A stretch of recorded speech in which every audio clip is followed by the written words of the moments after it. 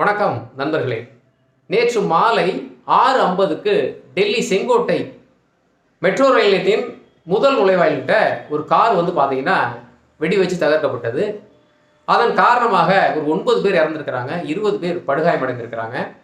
இது பயங்கரவாதிகள் நடத்தியிருக்கலாம் அப்படின்னு சொல்லிட்டு இப்போ கண்டுபிடிக்கப்பட்டிருக்கு. காரணம் என்னன்னா, அந்த காரை ஓட்டி வந்த நபர் பார்த்தீங்கன்னா முகமது உமர். இவர் ஒரு டாக்டராக இருந்திருக்கிறாரு.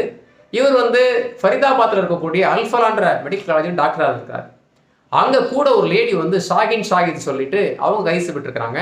அவங்க வீட்டில் பார்த்தீங்கன்னா 358 கிலோ அமோனியம் நைட்ரேட் கண்டுபிடிக்கப்பட்டிருக்குது. அது மட்டும் இல்லை, AK-47 துப்பாக்கி, டிட்டனேட்டர்கள், ஒயர் இதெல்லாம் நிறைய கண்டுபிடிச்சிருக்காங்க.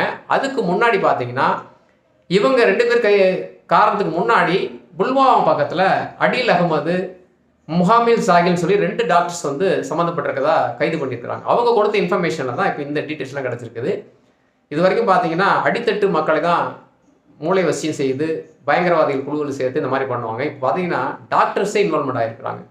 காஷ்மீர்லேருந்து கன்னியாகுமரி வரைக்கும் நிறைய டாக்டர்ஸ் இதில் சம்மந்தப்பட்டிருக்கலாம் அப்படின்னு சொல்லிட்டு தெரியுது. ஏன்னா NIAன்னு சொல்லக்கூடிய அந்த பயங்கரவாதிகளை கைது செய்து விசாரிக்கக்கூடிய அந்த சட்டத்தில் தான் இந்த வழக்கு பதியப்பட்டிருக்கு. இதை பற்றி முழுமையான வீடியோ ஒரு பதிவு இருக்குது, பாருங்கள். ஏன்னா எந்த அளவுக்கு மிக மிக தீவிரமாக உயர்நிலையில் இருக்கக்கூடிய மக்களையும் கேன்வாஸ் பண்ணி இந்த தீவிரவாத செயலில் ஈடுபடுத்தியிருக்கிறாங்க அப்படின்னா இந்தியா எவ்வளோ ஆபத்தான நிலையில் போய்கிட்டு இருக்கு. ஏன்னா பாகிஸ்தான் சும்மா இருக்கிறான்னு நினைக்கிறோம், ஆனால் அவன் சும்மாவே இல்லை. ஏதாவது ஒரு வகையில் இந்தியாவில் நுழைஞ்சு அமைதிக்கு குந்தகம் ஏற்படுத்திக்கிட்டே இருக்கிறாங்க. கண்டிப்பாக இது மிக தீவிரமாக விசாரிக்கப்பட வேண்டிய ஒரு விஷயமா போகிறது. அடுத்த பதிவு சந்திக்கலாம். நன்றி.